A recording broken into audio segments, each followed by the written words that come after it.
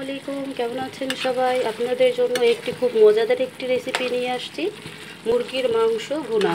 যেহেতু আমি মুরগির মাংসটাকে ভুনা করব, এজন্য আমি বেশি করে পেঁয়াজ কুচি নিয়েছি। পেঁয়াজ কুচিগুলোকে তেলের মধ্যে ভেজে নিয়েছি। হালকা বাদামি কালার হয়ে আসার পর আমি এই তো ফ্রিজের মধ্যে মশলাগুলো, জিরার গুঁড়ো, ধনিয়ার গুঁড়ো, হলুদের গুঁড়ো, মরিচের গুঁড়ো পরিমাণ মতো, 2টা এলাচ, 2টা দারচিনি, 2টা তেজপাতা,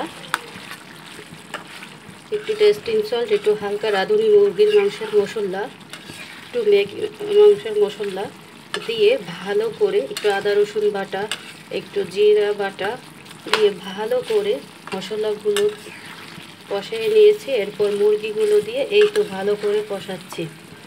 এই তো আমার এই রকমের হয়ে আসছে। এই তো আমার মুরগির মাংস রান্না প্রায় শেষের পর্যায়ে চলে আসছে। এই যে দেখুন, মুরগির মাংস রান্না হয়ে গেছে। থ্যাংক ইউ বন্ধুরা। যদি আমার এই ভিডিওটি ভালো লেগে থাকে, অবশ্যই প্রতিদিন নতুন নতুন ভিডিও পেতে আমার চ্যানেলটি সাবস্ক্রাইব করবেন, আমার পেজে লাইক দিবেন, ফলো দিবেন। ভালো থাকবেন সবাই। থ্যাংক ইউ সবাই।